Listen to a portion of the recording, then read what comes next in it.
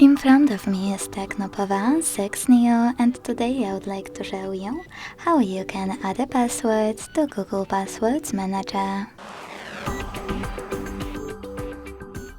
Begin by opening Settings and scrolling all the way down to access users and accounts. Then hit this gear next to Google.